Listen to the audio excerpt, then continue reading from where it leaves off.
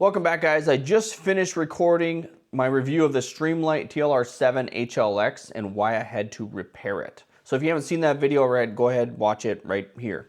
But it got me thinking, the difference between Lumens and Candela, and also the difference between throw and spill, and as far as weapon light. So let's dig into that. So of course we do have the Streamlight TLR-7 HL-X. And this is one of the more recent ones. It's been out about almost 2 years, actually. Why do we have the different, why are they called different things here? Let's make this thing. We got TLR-7, the TLR-7 X, and so TLR-7 was out first. You can see this has kind of a different button arrangement. And this had, let's just say, lower lumens. Okay, it's pretty old. I'm not saying that this is a great light, but it's not a modern light. But they went to a TLR-7A. That had some other different things, not much different. But the big change was the TLR-7 X. Now the TLR-7 X, they call it that because it is USB rechargeable. Now it doesn't mean that you can plug a USB cable into the light itself. It means that this battery, called the SL-B9, it's like a CR123, is that what it's called? But it is rechargeable. You can see we got Type C rechargeable right there, and the TLR-7 X meant that not only did you get one of these with that light, but that the light was allowing the higher output of this newer battery. Not only was this battery rechargeable, but that it did have a better, higher output. Okay, so that's what the X means. Nothing special. I really hate when. Oh wait, did you see my video on the the Shield X? Yeah, I think X is a ridiculous name. So, but TLR-7 X means that you can recharge that battery, and especially that the light can accept that newer rechargeable battery. So the TLR-7 HL-X is HL meaning high lumens, okay? Well, la-di frickin' da, because what's the difference? Why do we really care about lumens versus Candela or whatever? Well, here's the difference. Lumens are just the general amount of light that is dispensed, that is shot out into everything. Imagine you just had one singular room, and there were a dozen light sensors in there, and you blasted you turned on that light, and all those sensors together collected data, and that would add up to your lumens everywhere, right? But now imagine you're measuring Candela. Candela is going to be how intense the beam is once it reaches a certain place, or I shouldn't say, well, not once it reaches there, but how intense the beam is in the center of it, the hot spot of it. So an intense beam will pierce through smoke or something like that, fog, I guess, and the light will make it a long ways away. The light will go a ways. Candela means that you're going further with it.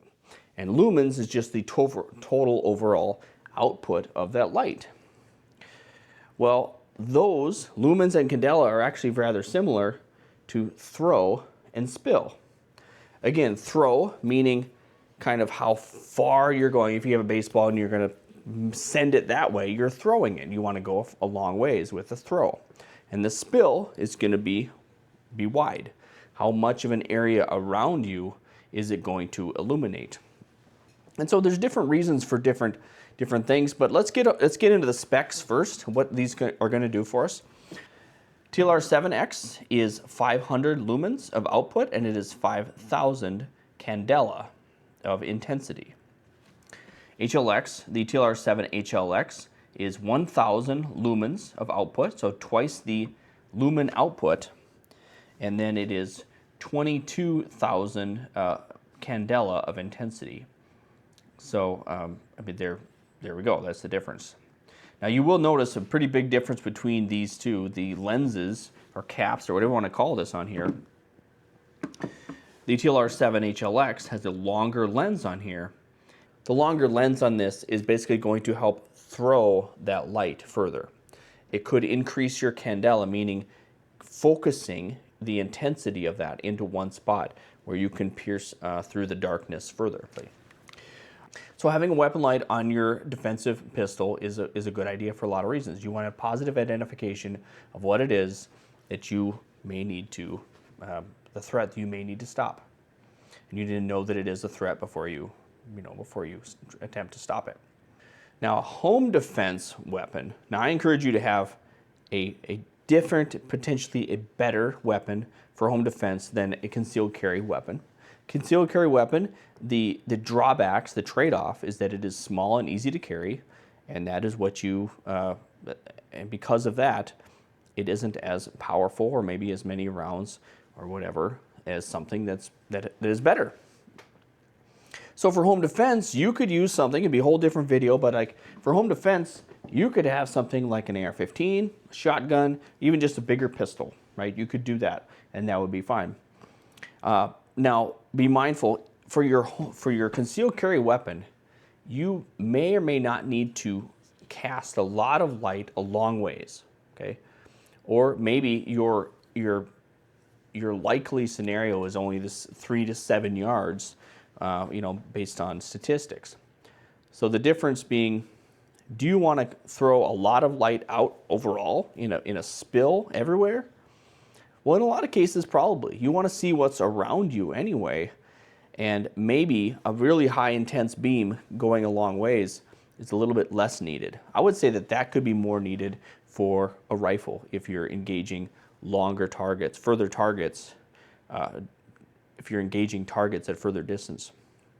Now, there are some that will say, don't use a super high output weapon light on your pistol in a house because you can blind yourself, or you can be, can be too bright.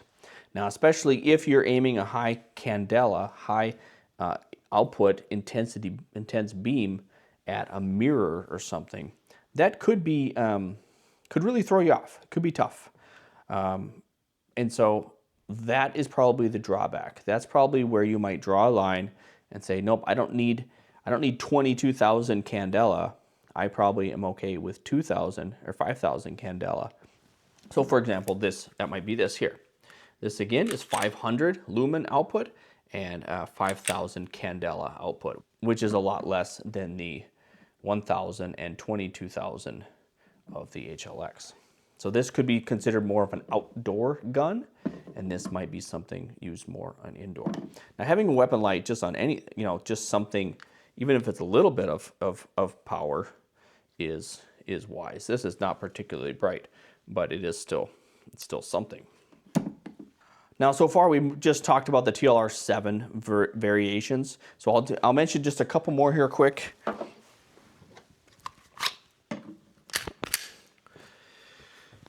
Here we have the TLR-1 HL.